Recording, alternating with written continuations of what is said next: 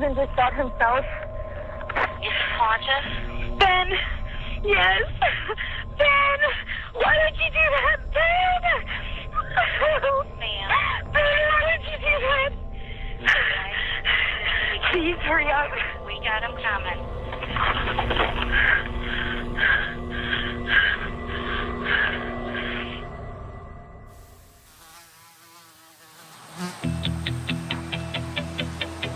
So Kelly, I noticed that this case isn't our typical cold case. It's only about 3 years old. It's kind of nice for a change, huh? Yeah. For the first time, we actually had the elected prosecutor ask us to help with the case to see if we could bring in some new eyes. On January the 26th, 2012, 24-year-old Ben Cooper was found by his wife, Samantha Price, lying on their bedroom floor with a gun beside him and a fatal gunshot wound to his head. Even though it was an apparent suicide, the police suspected foul play. So Ben Cooper and Samantha Price, they were only married 2.5 weeks before his death. And we know that Ben had a lot of psychological issues. Ben was an easygoing, sweet boy, but it's kind of sad because the same sensitive nature that drew people to him also made him vulnerable to the darker emotions he often felt. Even when it seems obvious as a suicide, you always treat it like a murder. And then you let the facts lead you to Confirm or rebut. Right. There's only one witness, Samantha Price, and she said the victim killed himself. He has access to a gun, then why would she not be telling the truth? If it ends up being that her story is plausible, maybe we can get this cloud off of her head. True, and as far as why they got married and what possibly could have gone so wrong, 2.5 weeks later, we have no idea. We got to try and figure it out. It has been 16 years and still no answer. Police consider her killing a cold case. Years later, the case is still unsolved. There are so many cold cases out there just waiting to be solved. The crime scene ultimately tells the story of the murder. We want to bring justice to these victims.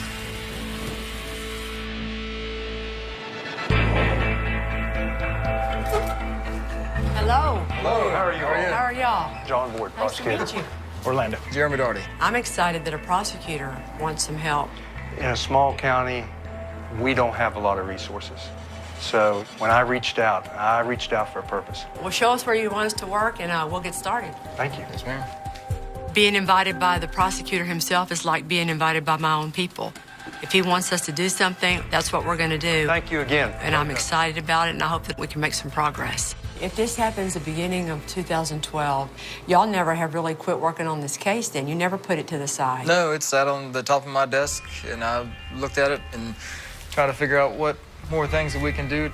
This, from the beginning, has been the most important case that I've ever had to investigate. So it's always been front and center for the past 3 years.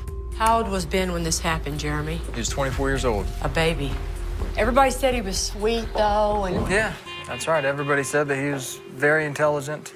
He loved children. He thought of himself as like a guardian to his nieces and nephews. He moved in with Samantha about 6 months before all this. Samantha Price was the 29-year-old mother of a 5-year-old little boy. They met in the fall around October of 2011, and they ended up getting married in January 2012. And when they got married, it seems like things kind of went downhill pretty quickly. Can you start out by telling us what happened that night? It was January 26, 2012. At approximately 11 p.m. that evening, Samantha Price had called 911 to report that her husband, Ben, had shot himself. The fire department arrived on scene. They saw Benjamin Cooper laying face up in the doorway of his bedroom with a single gunshot wound to the head. Then ended up dying en route to the hospital. So what all do we know happened that night based on what Samantha told y'all? Well, Samantha told us is that night they'd been drinking. They had had an argument because Ben wanted to go to sleep and he wanted Samantha allegedly to come to sleep with him, but she wanted to stay up and play on the computer and listen to music. He gets into an argument with me, it escalates, and he says, well, I don't even want to be here. After the argument, Ben left. Samantha says she calls Ken, which is Ben's dad, to have Ken come get Ben. At some point, Ben comes back. and it reportedly breaks the glass on the back kitchen door. When he kicked the back door in, I was actually really scared then. So I went back into my bedroom and locked the bathroom door. He said Samantha claims that she was in the master bath when she heard what she describes as a balloon popping. She opens the door and allegedly sees Ben laying on his back with his hands down by his side, the gun still in his left hand. Okay. And everybody there is thinking this just doesn't add up. I mean, the way that Ben was shot, I mean, he was shot in the lower center base of his skull. And I've worked a lot of suicides, and nobody's ever shot themselves in the back of the head, in my experience. Right. And so obviously that was the first red flag, was where he was shot. I haven't worked many questionable suicide cases, but I know it's not common to see self-inflicted gunshot wounds to the back of the head. It doesn't necessarily make this a murder, but it's a big reason the police have always had doubts about Samantha's story. All right, guys, we're going to start off with, is this a suicide? Set the mood for that night, according to Samantha. They're fighting. She says that they've both been drinking. Consistency, she tells Dad, she tells 911, she tells the cops. Samantha consistently says suicide. And also, from hearing him on the 911 tape, Dad seemed to be going along with it. 911, do you have an emergency? Yes, my son's shot himself, and the ambulance is supposed to be en route. It seems like he believed it, too. And the dad confirmed that he had been diagnosed with mental illness. He'd been hospitalized for it before? Yes. Considering Ben's history of mental instability and past hospitalizations for depression, there's a very real possibility that he took his own life. So understanding his mindset at the time will be crucial to this case. You know, that's a lot of points that we're going to need to address under suicide. Now we need to focus on our only suspect, Samantha Price. What's your number one reason why you don't think this is a suicide, Jeremy? And the entrance wound is in the back of his head, and the lies she made about the gun. She said that she never seen the gun before. She didn't know where Ben got it. Where did the gun come from? I'm not sure. When does she start to change to, it is my gun, and it was in my panty drawer? Yeah, that was after we brought her back down to the Grafton Police Department. Okay, well, it was my gun. My dad gave it to me. And then she changes to? Trying to cover for Ben because he's got mental issues and she didn't think he's supposed to have a gun. I was seriously afraid that you guys would think it was Ben's gun. He is not supposed to be allowed to own a gun if he's ever been committed. When I saw the interview, she's sitting there and lamenting and crying and all that, and I couldn't tell if she knew that she's being filmed. Oh my God. So I'm watching her going, okay, it seems pretty genuine, but where's the camera? How obvious is it? I'd have to double check on that.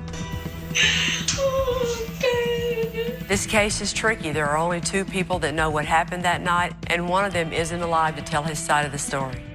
Either Samantha is innocent and we need to allow her time to mourn and move on with her life, or she's a killer and we need to do everything that we can to put her behind bars and get justice for Ben. We're going to go meet Marcia and Kenneth Cooper. They're Ben's parents. And they're not together anymore? No, they're not together anymore. They do keep in contact with me quite frequently. Hello. Hello. Nice to meet you. Hi. Nice to meet you, sir. Nice to meet you. Well, we just wanted to come and check in with you. Okay. What are your best memories of your son? Easy kid, easy baby. He was always happy. Did he ever talk about what he wanted to do when he got older? He came home one day and he said, I know what I'm going to do, Dad. I'm going to be a forest ranger, which I thought he would be great at. You know, it was more than just a father-son type experience. To me, Ben was my best buddy. That night where Samantha calls you, what are you thinking about everything? Samantha called me and told me that they had had a fight, and I said, give him the phone and let me talk to him. There won't be any problem. She ultimately did just hand him the phone, and he was fine. She handed him the phone? Mm-hmm. First thing he said is, I think I really screwed up, Dad. It was the first thing he said. When Ben says to you, I think I really screwed up, Dad, you think he's talking about the fight that they had and him walking out. Breaking the door. And then breaking the door. And I said, well, anything can be fixed, you know. I said, I got plastic, I got tape. That's what I was planning on doing, patching up the door and getting him out of there. Okay. And I was at the red light. She calls me. She says, Ben just pulled a gun from somewhere and shot himself. And I said, what do you mean he just pulled a gun from somewhere and shot himself? You know, because I couldn't believe what she said. When I got to Ben, he was laying close to the doorway of the bedroom with his hands above his head. And he was lying there, still breathing, but in gasps. Have you not heard all this before? I'm sorry.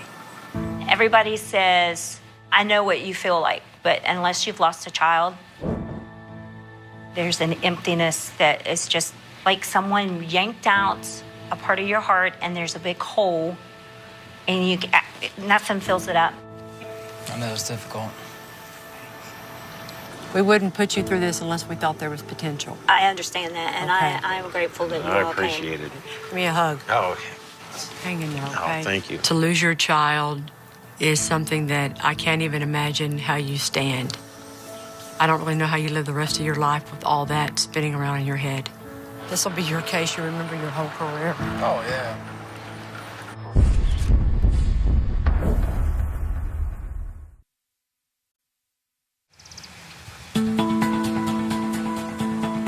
Hey! Good to see you. Remember him too? Yes, I do. Oh my gosh, I haven't seen you forever. I know. This is Jeremy. Jeremy, I'm Yolanda. Nice to meet you. Good to meet you. Have we had one younger, Yolanda? No, he's pretty young, okay? I'm here in Taylor County, West Virginia, to help determine if the 2012 shooting death of Ben Cooper was a suicide or a homicide at the hands of his wife, Samantha Price. You ready to talk to Mr. Nodell and Courtney? Yeah, the ballistic experts. Yes. When determining whether a gunshot wound is self-inflicted, it is important to understand the location, orientation, and trajectory of the wound. So at the request of prosecuting attorney John Board, we've brought in two ballistics experts, Matt Nodell and Max Courtney. What does the firearm tell us to start with? The firearm is called a Rec P8 LA Fury 25 semi-automatic pistol. I've mocked in a line to represent the approximate direction of the bullet entering in the center of the back of the head, traveling upward and leftward to the left temple region. What do you mean by hard contact? Hard contact is a situation when the firearm is pressed directly against the wound. So it's your belief that the gun was pressed against the head? Yes, and sometimes the perimeter of the gun can cause a small wound or injury. And if this wound is in fact associated with the front part of the gun itself, the firearm would be leveled left and right. So, can you achieve this orientation with a non-suicide? Of course, it would be Price, the only other adult there.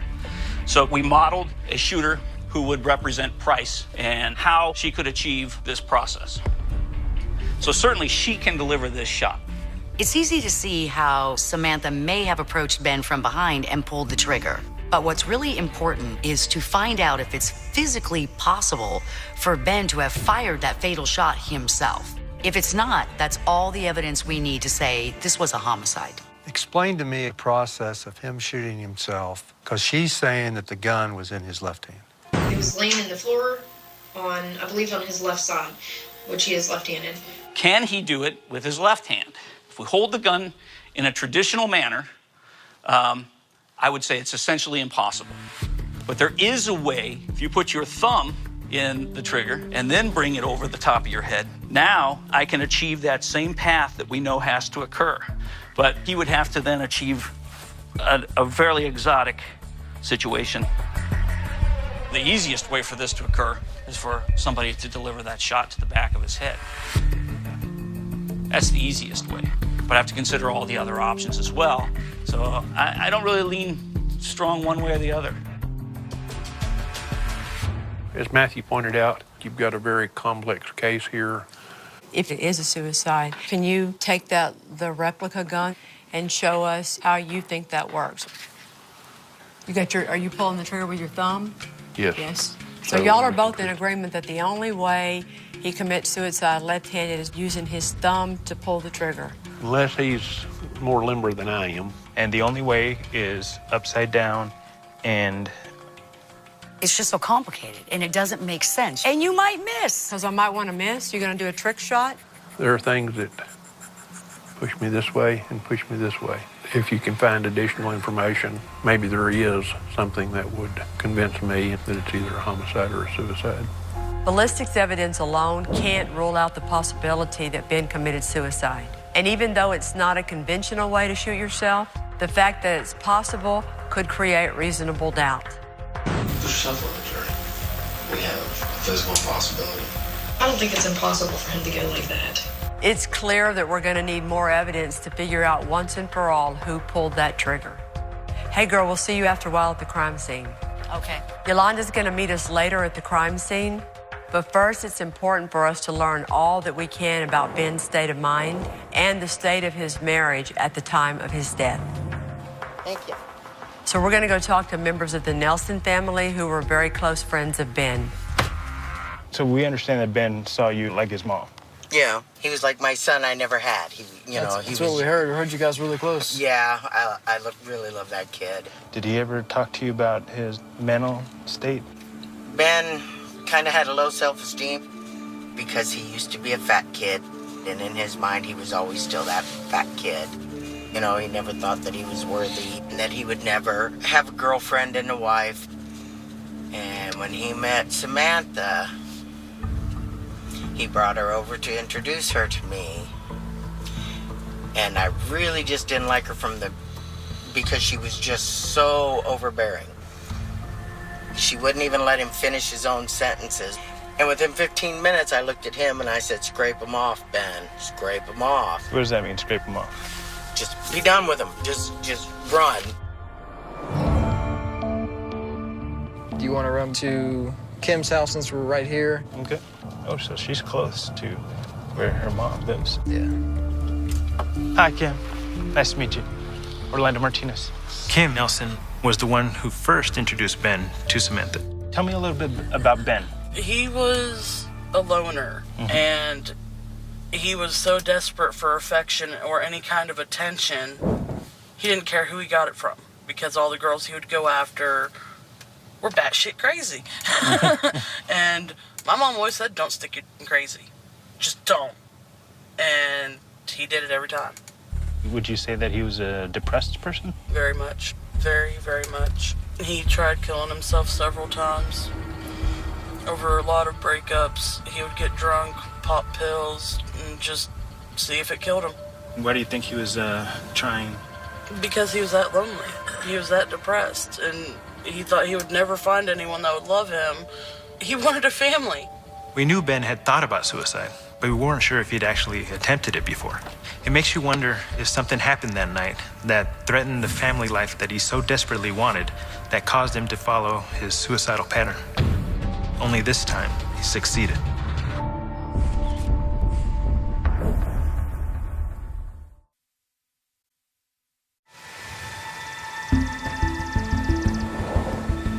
We've learned from Ben's close friends, the Nelsons, that he had a history of suicide attempts and depression, which may have led to him taking his own life 3 years ago. Kayla Nelson is the youngest of the three Nelson sisters and lived with Ben for a period of time before he met Samantha. Heard you and Ben were close. Wondering if you could tell me how you met. We met when I was like 12. He was my sister's best friend in high school. And then he stayed with me for quite a few months when I lived on my parents' property. And he left, and 3 months after that, we found out he was married, and then he died. When it started being said that Ben committed suicide, what did your family say? Well, none of us thought it was suicide. I mean, he was the one who always told me that suicide was a coward's way out, so he wouldn't do it. Ben said that to you? Yeah. What other little things have you thought of And through he's the years? left-handed, by the way, just so you guys know. He's really shitty with a gun. I mean, he lived with us at camp, so we had to kind of show him how to defend himself, because there was coyotes and all that stuff. Just to hear that he'd shoot himself with a gun is actually kind of frightening, because he didn't even really want to shoot the gun. That's very helpful, Kayla. Thank you. Yeah. We were pretty stupid to not think about the idea that if Ben lived out on the land with Kayla, there would have been weapons around, and she would be the best person to talk about his familiarity with weapons, and now he shot him. And what she has to say is so very, very important. Nice to meet you. Nice to meet you. Kelly. Ben's grandmother, Judith, was close to Ben, and he visited her often. Is there anything that you can say as far as you don't think that Ben committed suicide? I mean, can you give us some reasons why? His world was starting to open up. He had problems up until then, and most of it was because he couldn't get a good job, and he didn't have the money, and he didn't have a car. But he got that application for that glass factory, and it was just like it was the beginning. He was happy. He'd walk down those stairs with the biggest smile on his face that I'd never seen on him before. After talking to all these witnesses in Ben's life, we're getting mixed responses about his mental state. But that's the challenge you have in investigating potential suicide cases. The only person who really knew what was going on in Ben's head was Ben.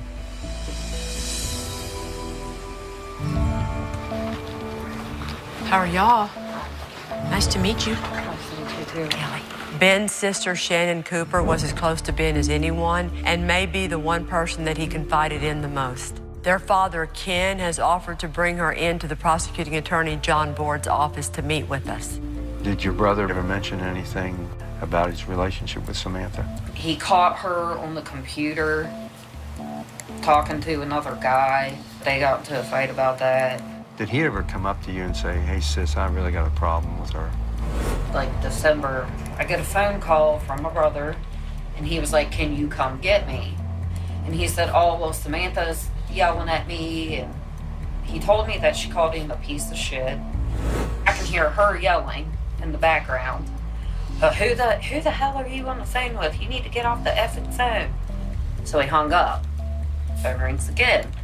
It was her that called me this time. I said, if you hurt my brother's feelings, you're gonna have to answer to me. And she was like, well, go ahead. I'll tell you where I live. I got guns at my house. She's like, I'll just fucking kill you. Samantha threatening to kill Shannon isn't just evidence of her temper and aggressive behavior. It also shows how, in a fit of rage, the first thing that came to her mind was a gun. Tell John about your phone conversation with your son. I said, I'm coming out. He said, okay, I'm going to get my stuff. I'll be ready when you get here. Ben cared about my dad more than anyone else ever. He wouldn't have told you. He wouldn't have told you to come get him. For you to see him like that, he would not have done that.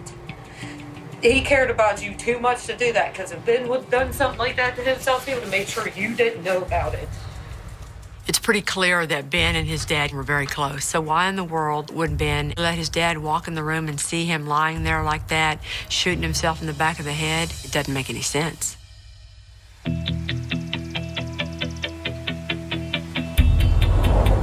We're actually doing a mock crime scene today. Yeah, we're borrowing this building because Samantha still lives in the same trailer where this happened, so we couldn't really get in there. So we're gonna go out there where we're gonna see if we can try to visualize this a little bit more, what really happened that day. Right around this corner. After you. Hey, guys. Hello. Yeah, this is the general layout. Yeah, nice job. We're meeting our ballistics experts to try to gain a clearer picture of the events that night. Right here is about where Ben's body was found laying. His head was about right where I'm standing. His feet down toward this way. Large pool of blood around where Ben's head was laying. There's a smaller pool of blood down here. Then there's a little bit of blood on the side of the bed sheet over there. Let's set up the scenario for a minute. There's obviously some disaster happening in this house that night, okay? You got two people fighting. It's bad. It's a bad, bad fight. He leaves, but then, for whatever reason, does come back. Let's say he does break that window. We all know they're not on their honeymoon tonight. This is going downhill fast between the two of them. We know that tempers were flaring between Ben and Samantha that night, but it's unknown what actually motivated the shooting. So whether or not Ben's death was a suicide hinges largely on how plausible Samantha's story is. We've only been married, 2 weeks and 1 day? And this is a disaster.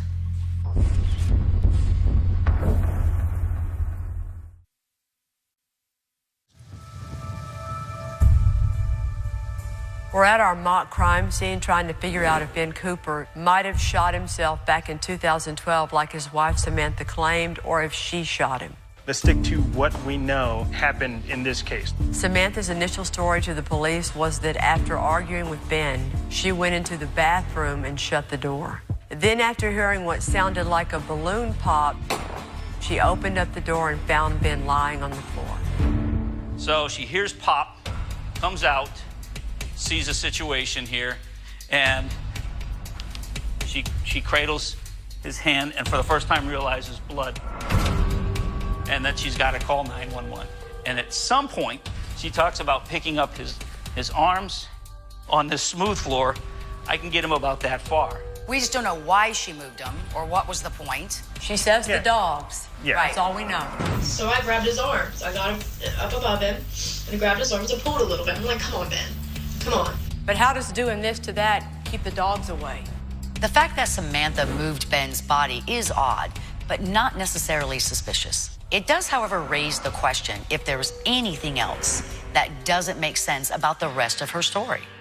If we're going to troubleshoot her story, she's in the bathroom and unavailable.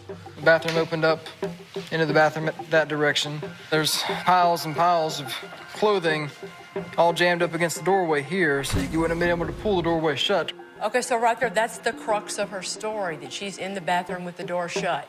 If the clothes on the floor prevented Samantha from even shutting the bathroom door, it's possible she wasn't even in the bathroom at the time of Ben's shooting. But did she pull the trigger? John, since you're the one that's going to have to make the hard decision on this, why don't you commit suicide with the left-hand scenario and let Matt walk you through it, because you're the one that's going to have to do this. So, yeah, you're very close. That's approximately it. And then down a little bit more, you so can, like this. Right, or you can bend, if you can bend your head forward a little more, that will achieve the same situation. That contorted description he just gave, what's simpler, that or this? Certainly, the explanation is simpler. We know that she keeps her gun in her penny drawer. Ben's in the room. She gets her gun out of her penny drawer and comes up behind him. It doesn't take that long. It's not that complicated. Why wouldn't you just take this gun if I'm going to kill myself and bam, I'm done, or under my chin or in my mouth? Why am I going to be flipping this thing backwards, upside down, any which way I can and do this? That doesn't make sense to me. And all of this is in a vacuum, not considering the fact that they've been married for 2 weeks and a day. Their world is falling apart. Daddy's on the way to get him, and he says, come on, Dad, I'll pack my bag. All those things that are going on in their life, we're just ignoring, trying to make something physical, logistical work that doesn't work. I think we've been playing devil's advocate long enough. It may be possible to shoot yourself in the back of the head by twisting your arm like a pretzel, but come on, use your common sense. In light of all of your years working crime scenes and as a firearms expert, what is your opinion as to what happened in the bedroom that night? It could go either way. If you want to know from a scientific perspective if this is unusual, it is. Is that consistent with a suicide? No, I've never seen a suicide delivered in this manner. I've never seen it. And neither has Max, she's I agree. So I think we all agree it's much more likely that it's a homicide. Yeah. Very true. You good? Good. After walking through the possible events of that evening, it seems more and more likely that Ben's death was not a suicide. Y'all ready to roll? And the only other person who could have pulled that trigger is our suspect, Samantha Price. But we're going to need more to prove that.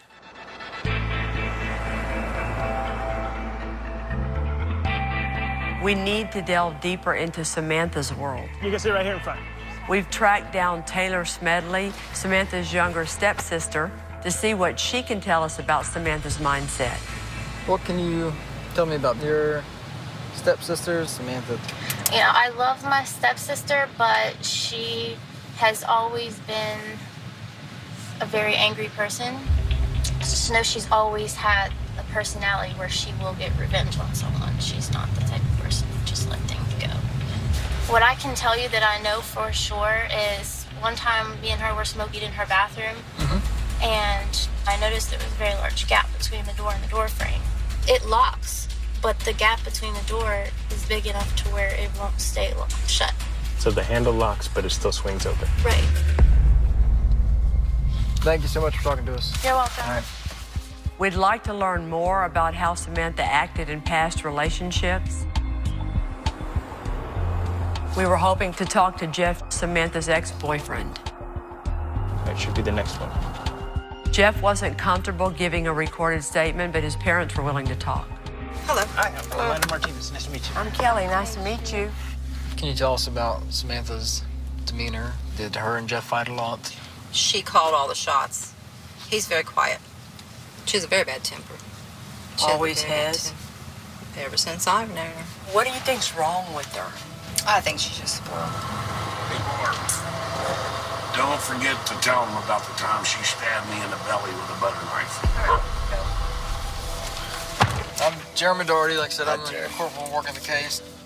I'd like to know more about what caused her to stab you. Well, they was at my house. It was a holiday. I don't know what day it was. And I walked through the dining room. I just reached over and touched her. And man, she took a butter knife, stabbed me right across the belly. There's no doubt in my mind that she done what happened. There's no doubt in my mind. You mean that she actually killed Ben, that he didn't commit Yes, suicide? I honestly believe that. And the only thing I told Barbara, I'm glad you went and got Jeffrey when you did, or that could have been my son. Thank you very much. Thank you. Thank you so much. Appreciate your time. Do me a favor.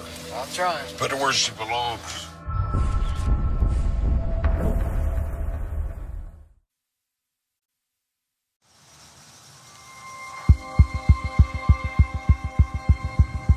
It might be this street down here on our left.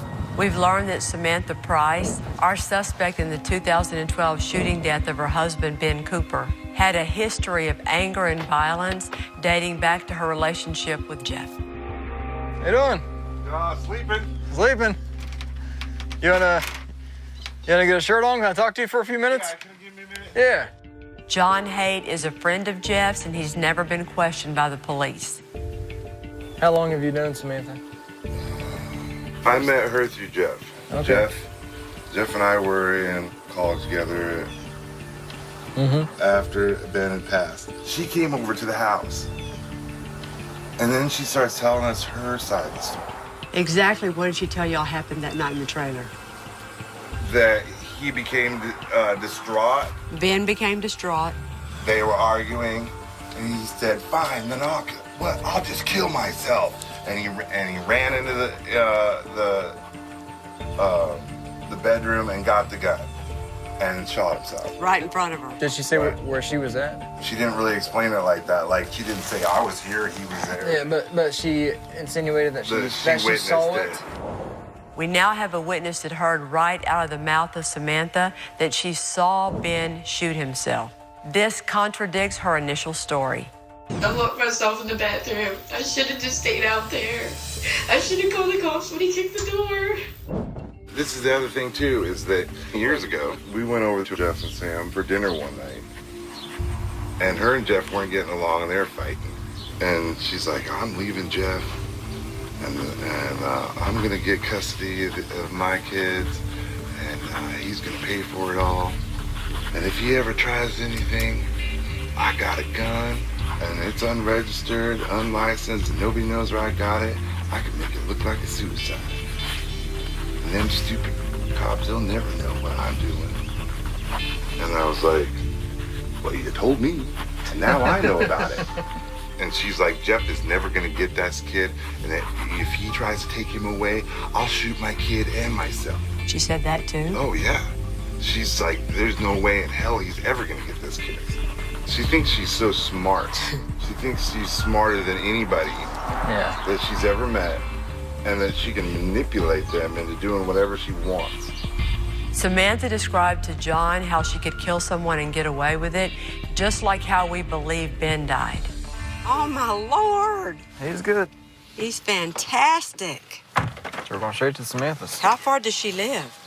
We've passed it a couple times. Oh, that's right. That's yeah, right, down she's that just- side road. She's just 10 minutes up the road from Grafton.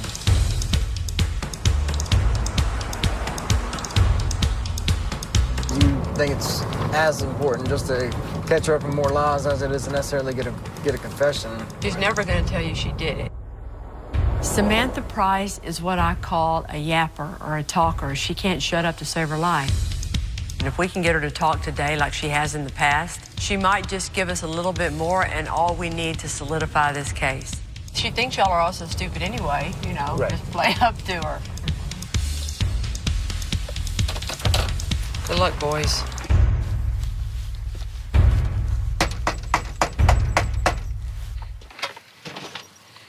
Hello.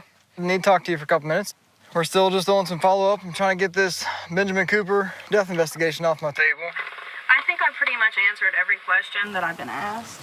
And, you know, Well. it was a very traumatic thing for me to go through. And I just don't want to, I don't want anything to do with it.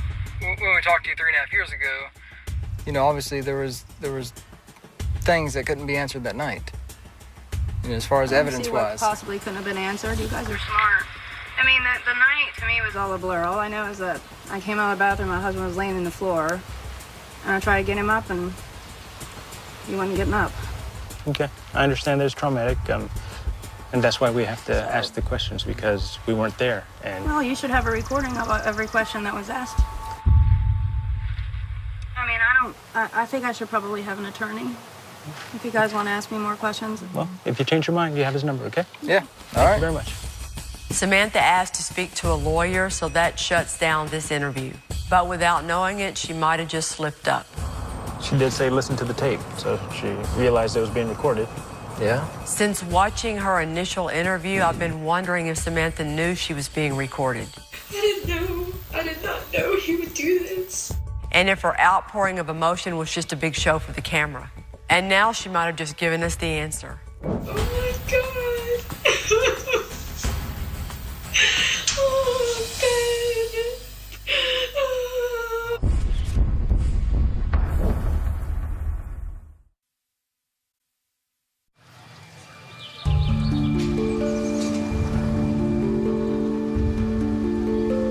We've talked to all the witnesses, examined the physical evidence, and now it's time to decide once and for all if the death of Ben Cooper was a suicide or a murder.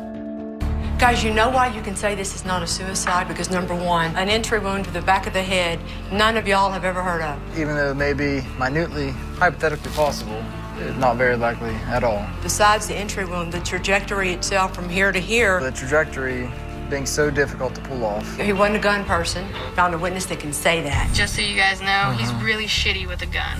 His dad was on his way to pick up his son. Do you really think that Ben was going to let his dad, the man he loved more than anybody in the whole wide world, find him with his brains played behind his head? If Ben would have done something like that to himself, he would have made sure you didn't know about it.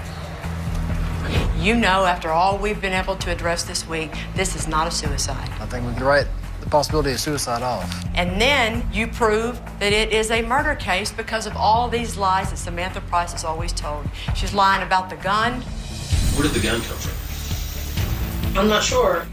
Okay, well, it was my gun. My dad gave it to me. She's lying about the bathroom door. Put my butt against the door near the door hinge in case he did try to kick the door in. You wouldn't have been able to shut the door with the mound of dirty clothes piled up high against the doorway. This is the woman who's talking about how she's going to do it one day, and we have a witness who now says it, Mr. Haight. I got a gun and it's unregistered, and she's like, I can make it look like a suicide. And that's all there is to it. Yeah. We feel like we have a solid case against Samantha Price for the murder of Ben Cooper. But ultimately, it's prosecuting attorney John Board's decision. He's reviewed the case, and hopefully he agrees. Well, John, what are your thoughts about this case? It's just amazing how much work you all have done in such a short amount of time. There were things that came out in this that we had looked at, but we hadn't looked at it with that fresh eye. It makes a world of difference. What are your thoughts as far as what happens next with this case? Once we get everything together, we'll have an answer in 4 weeks. There's no doubt in my mind. She will be indicted for first-degree murder. Thank you very much. Oh, you're welcome. John Board is excited about the case, and he plans to take it to a grand jury. He's confident that there will be justice for Ben Cooper and his family. Well, Jeremy, you ready to go tell Ben's mom and dad everything? Let's go.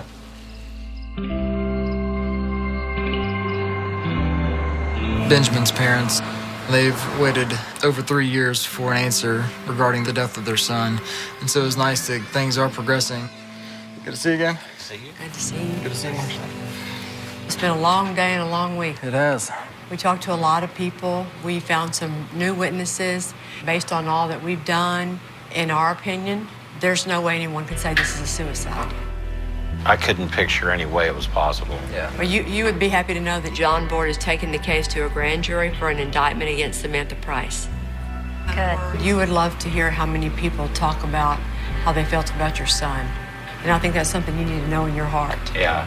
When we had his memorial service, there were 300 people there. You don't realize how many lives one person can touch until something like that happens.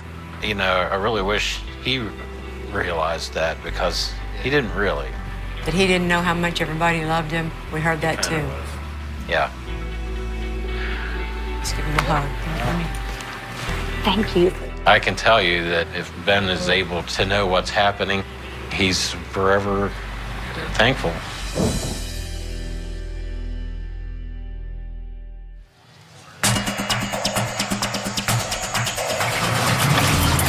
Today, a special grand jury was convened in Taylor County. All the grand juror members returned a true bill for an indictment for first-degree murder against Samantha Metzger.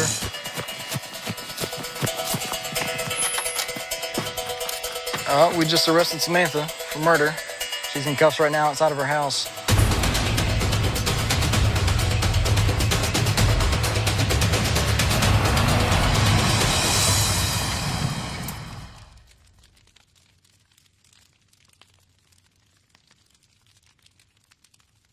Don't go anywhere. An all-new Cold Justice Sex Crime starts now on TNT.